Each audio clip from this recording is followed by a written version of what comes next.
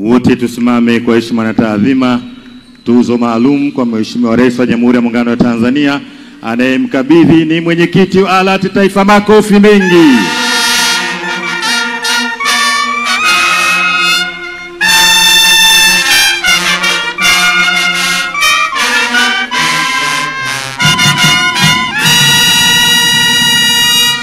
Kuna maneno yafuatayo kwenye tuzo hiyo.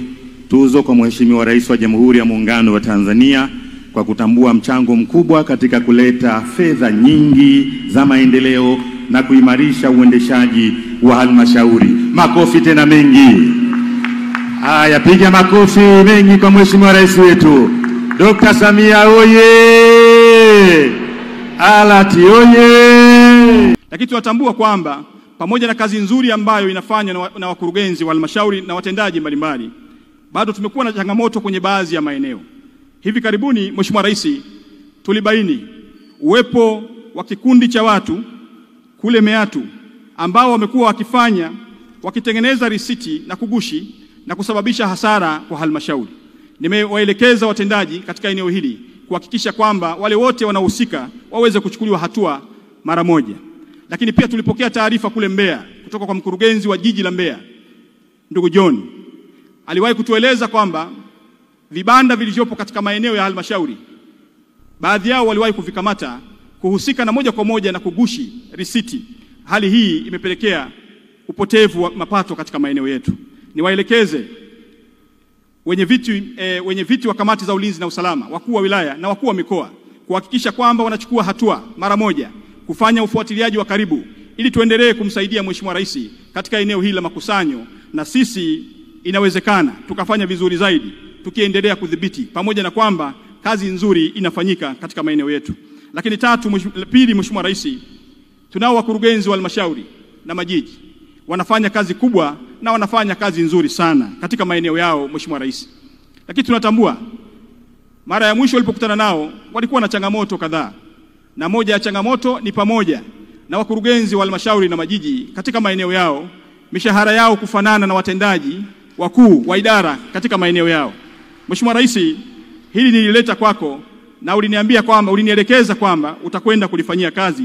Nimeona nilikumbushe mbele yao wakisikia hapa hapa. Mheshimiwa Rais, jambo la tatu, kabla sijakukaribisha Mheshimiwa Rais kuweza kutupa maelekezo, naomba uridhie kupokea tuzo iliyotolewa na watu wa ALAT ambao wameileta kwako kwa kazi kubwa ambayo umeifanya kwa taifa hili. Niliahidi kujenga jumla ya madarasa 15,000, vituo vya kutolea huduma za afya kwenye tarafa 250, na niliahidi kuongeza kasi ya upatikanaji wa maji safi na salama na ujenzi wa barabara vijijini. Niliahidi pia kurejesha baadhi ya vyanzo vya mapato vya halmashauri vilivyokuwa vimechukuliwa serikali kuu. Sasa ni wajibu wangu kuwarudishia mrejesho wa ahadi zile nilizozifanya. Lakini kwa bahati nzuri, nilipopita kwenye mabanda maonyesho kabla sijaingia hapa, majawabu yote niliyakuta kwenye mabodi na wakurugenzi walinieleza yaliyofanyika. Kwa hiyo nadhani nisiwapotezee muda kusema nilifanya. Lakini niwaambie tu kwamba kwenye elimu, mbali na madarasa 15,000, tumejenga vyuo vya VETA katika wilaya 64, kazi inaendelea. Lakini kuna vingine 25 vilikuwa kabla, na kila mkoa kina chuo kikubwa cha mafunzo ya VETA na mafunzo ya ufundi stadi. Lakini kwa upande wa afya, kazi iliyofanyika mnaijua. Lakini pamoja na majengo, amesema mwenyekiti wa ALAT, kuna vifaa vya kisasa sana kwenye mahospitali yetu katika ngazi zote. Lakini pia tumepunguza kwa kiasi kikubwa uhaba wa madawa. Sasa supply ya madawa inakwenda vizuri, na kwamba referral zile za maradhi kuja Dar es Salaam na Benjamin Mkapa zinaishia hospitali za mikoa, kwa sababu vifaa vyote, utaalamu wote, watumishi, kila kitu kiko kule. Lakini juu ya hivyo, magari ya kuhamisha wagonjwa kutoka hospitali moja kwenda hospitali nyingine. Sikujua kuna screen inaonyesha yaliyotekelezwa. Sasa yule mwenye nani, kuwa makini basi nikisema uweze kuweka hizo yaliyotekelezwa.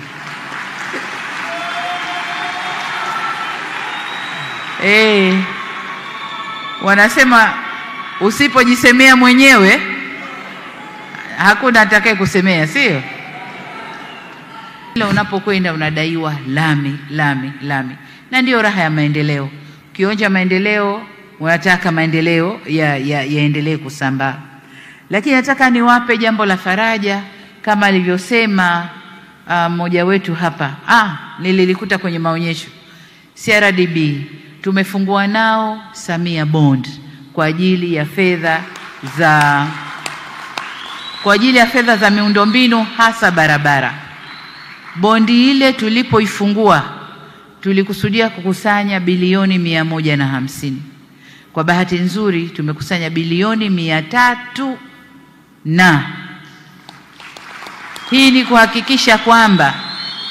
kuhakikisha kwamba sasa TARURA hawendi kukwama kwenye utekelezaji wa ujenzi wa barabara kule vijijini.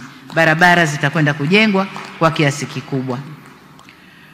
Kwa upande wa kurejesha baadhi ya vyanzo vya mapato kwa halmashauri, tayari tumerejesha makusanyo ya mabango yamerudi kwenu halmashauri, lakini pia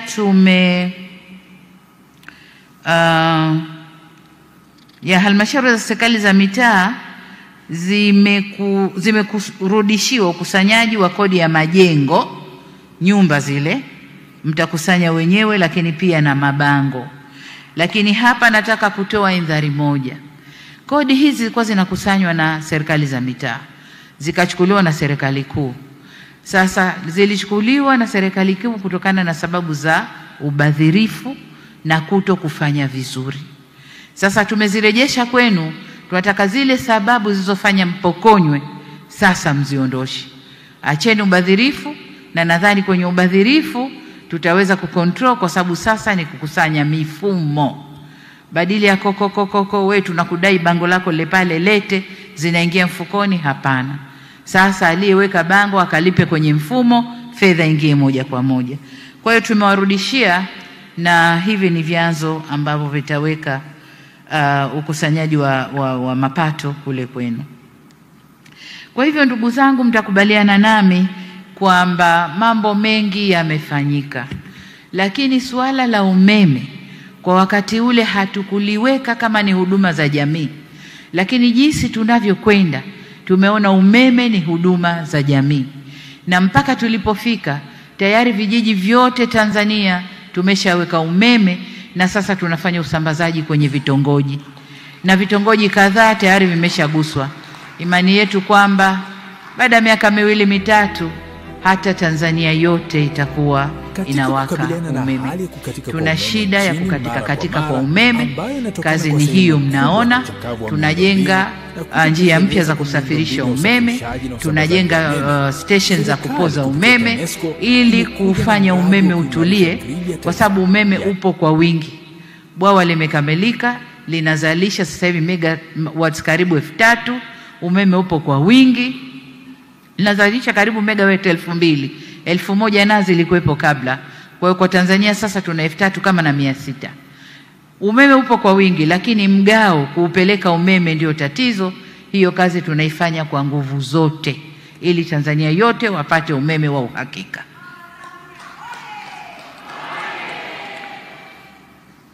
Ndugu zangu, niliyoahidi nimeyatimiza.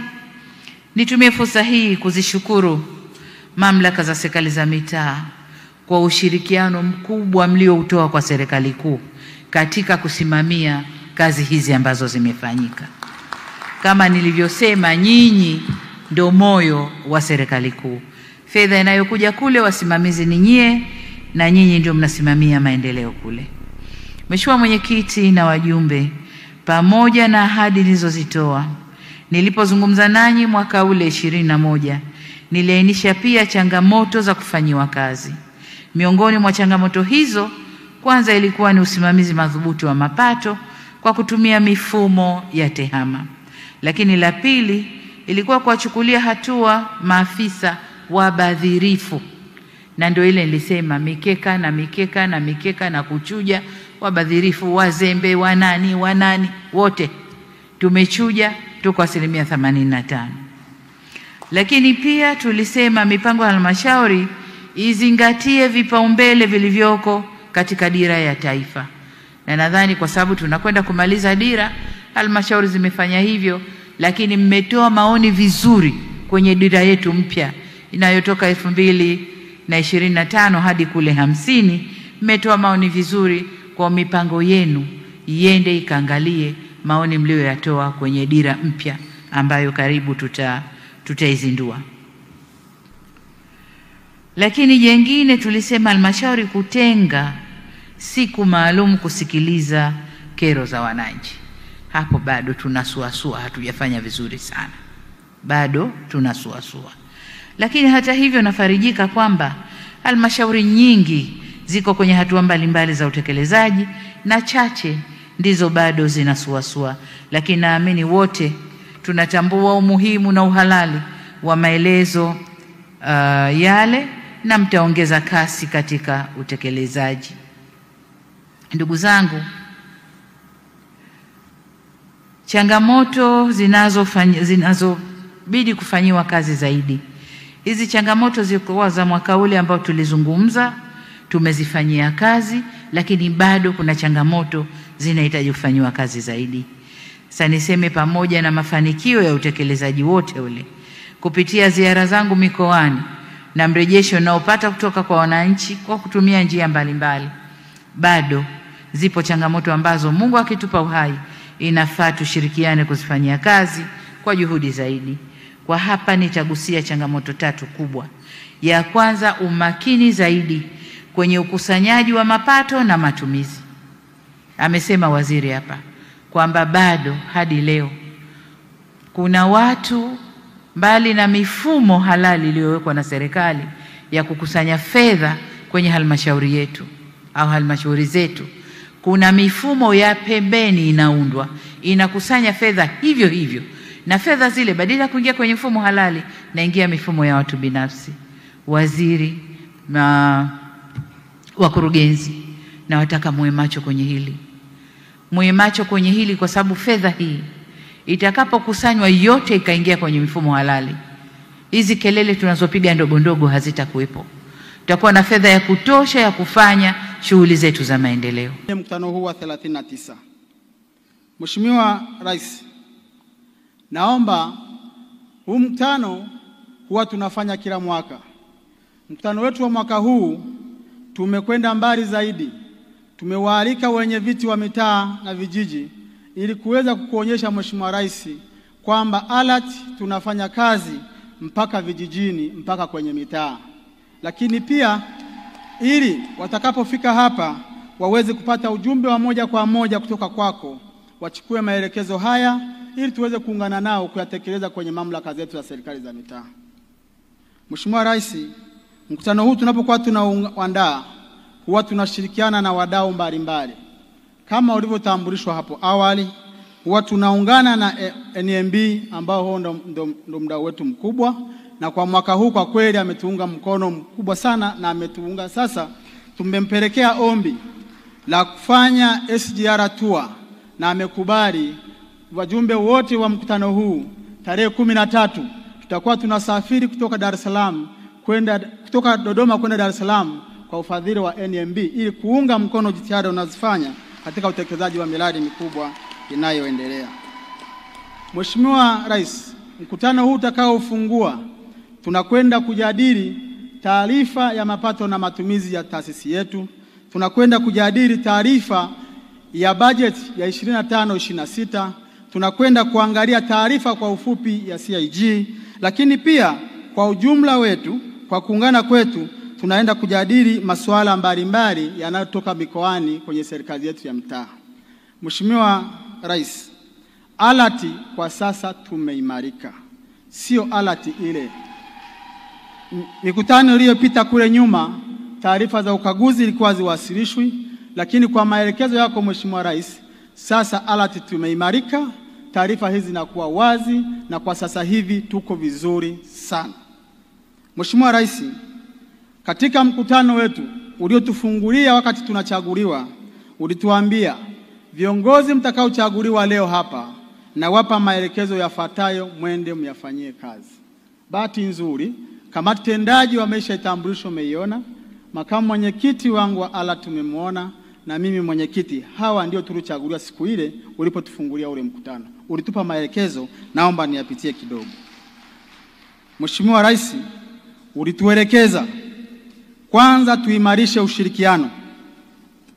Tuimarishe ushirikiano wa ALAT na taasisi za nje, ikiwemo UCLG, ikiwemo Umoja wa Serikali za Mitaa Afrika Mashariki, ikiwemo Umoja wa Serikali za Mitaa duniani. Mheshimiwa Rais, naomba nikuthibitishie mashirikiano haya tumeimarisha, mashirikiano tumeyafanya, na hawa wote tulikuwa tumewaalika ili wawepo kwenye mkutano huu. Uone Katibu wa Afrika Mashariki alitakiwa awepo hapa, lakini tulienda mbali zaidi kujenga ushirikiano pia na nchi ambazo zinajumuia kama ALAT. Leo hii Zambia walitakiwa wawe hapa, lakini bahati mbaya kwa sababu ya ratiba ya ndege ndio maana hatukuwa nao hapa. Tulitaka tukuonyeshe jinsi tulivyoimarisha ushirikiano huo. Lakini pia ulituelekeza tuimarishe ushirikiano na Zanzibar, ikiwezekana na wao tufungue taasisi kama ALAT Zanzibar. Swala hii ameshalisema Mstahiki Meya, wameshalisema, lakini mchakato huu tuliufanya kupitia kwa waziri wetu wa TAMISEMI, kupitia waziri wa Zanzibar. Tulikaa mezani, tukajadiliana, ALAT tulikwenda na kweli tukaona, tukakusuana, ikaanzishwa ile ZALGA Zanzibar. Na kuimarisha ndio maana tulipeleka mkutano kufanyia Zanzibar mwaka uliopita. Mheshimiwa Rais, jambo lingine ambalo ulituelekeza twende kusimamia miradi ya maendeleo. Swala hili tumelifanya kwa mamlaka ya serikali za mitaa vizuri. Wewe mwenyewe unaona umetuletea fedha nyingi kwenye mamlaka ya serikali za mitaa, lakini kwa ushirikiano wetu, waheshimiwa madiwani, watendaji wetu uliotuletea, wakurugenzi, wakuu wa wilaya, wakuu wa mikoa, tumetekeleza vizuri. Hata leo ukiangalia zile hoja za ukaguzi zinapungua kila mwaka. Hao ni utekelezaji wako uliotuelekeza. Mheshimiwa Rais, tuelekeza twende tuimarishe ukusanyaji wa mapato kwenye mamlaka ya serikali za mitaa. Mheshimiwa Rais, nakumbuka bajeti aliyowasilisha Mheshimiwa waziri wetu ya 2024-25 mwezi wa 3 alisema tulikuwa tunakwenda kusanya trilioni 1 na bilioni 300 kwa mwaka wa 24-25. Na hapo nyuma tulikuwa tumekusanya bilioni 848. Hapa inaonekana sasa halmashauri zetu nchini tumekusanya zaidi ya 60%. Tunapanda kwa 60%. Ulituelekeza tujadili changamoto na tukabili serikali za mitaa, alafu tuzipeleke serikali zifanyiwe kazi. Sasa naomba nikwambie mfumo tunaotumia na waziri wetu kufanya hivi. ALAT tukipata changamoto tunazijadili, tunakaa na ofisi ya Rais TAMISEMI, tumeshakaa na Mheshimiwa Waziri Mchengerwa, Katibu Mkuu, tumekaa meza moja, tukajadili changamoto za kabili serikali za mitaa, wakazipokea, ikiwepo za waheshimiwa madiwani, ikiwepo wataalamu, ikiwepo za mifumo, ikiwepo simamizi wa miradi, na yote tumeyajadili, na mengine tukaacha yanafanywa kazi, mengine wakatupa ALAT tufanyie kazi. Ndio naona mabadiliko makubwa ya ALAT tunayoyaona. Tunakushukuru sana Mheshimiwa Waziri, tunakushukuru sana Mheshimiwa Rais.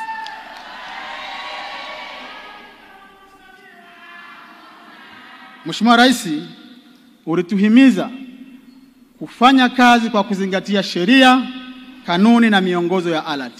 Hili swala tumelifanyia kazi kwa nguvu kubwa na tuendelea kuimarika, na kwa sasa tumeenda mbali zaidi. Kwenye mkutano huu tunaokwenda kufanya, unaoenda kutufungulia, tunakwenda kuhuisha sheria ya kuanzishaji wa ALAT.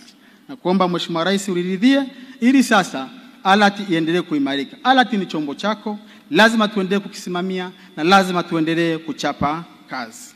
Mheshimiwa Rais, haya yote yanayofanyika kwenye serikali za mitaa, kubwa zaidi ni kutekeleza agizo lako la kuimarisha ushirikiano. Mheshimiwa Rais, wakurugenzi uliotuseteulia tukateulia kwenye serikali za mitaa, tunashirikiana nao vizuri. Mheshimiwa madiwani, tunashirikiana nao vizuri na wakuu wa wilaya, tunashirikiana vizuri na wakuu wa mikoa, na pia waheshimiwa madiwani tunafanya kazi kwa nguvu zote kuhakikisha kwamba maendeleo ya wananchi yanatekelezwa kwa wote. Mheshimiwa Rais, naomba nilete maombi yafuatayo. Mheshimiwa Rais, ombi la kwanza, umeona mabanda halmashauri tulivyofanya kazi, baadhi wamekuonyesha kutoka kwenye mapato ya ndani haya yanayopanda kila mwaka mambo gani tumefanya, lakini hizi ni halmashauri chache. Ukiangalia Kinondoni wamejenga uwanja wa mpira zaidi ya bilioni 7. Ukienda halmashauri ya wilaya Mbeba wapo wanatengeneza boti kwa fedha zao za mapato ya ndani kwa ajili ya kusaidia wananchi, kwa sababu wao wanaishi sana kwenye visiwa.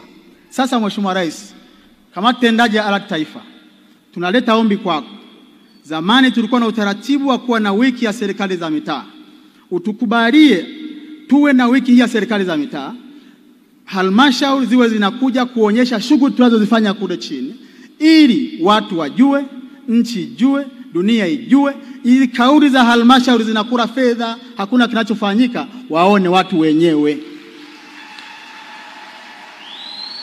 Wengine wanakuwa wanasema hawatembei kwenye halmashauri yetu kuona mambo tunayoyafanya. Sasa iwepo utaratibu rasmi kama ulivyokuwa zamani, tukae tu kama Dodoma hapa, tuwaonyeshe halmashauri tunafanya nini. Tunafanya mambo makubwa. Kila mwaka halmashauri zinapiga hatua. Ombi la pili ambalo tumeliona kama tendaji, Mheshimiwa Rais, tunapofunga mwaka wa fedha, huwa mara nyingi fedha za maendeleo zinapokwenda serikali kuu zinarudi kwenye chungu kimoja, na kurudi lazima utengeneze utaratibu wa kubadili kulingana na miongozo na maelekezo ambayo wanakuwa wametupa. Lakini hii imekuwa kidogo na changamoto kwenye halmashauri zetu. Baadhi ya miradi inakuwa haiendi, baadhi ya miradi inakwama, au mnaanza tena kufumua bajeti yenu ili kushughulikia hiyo miradi.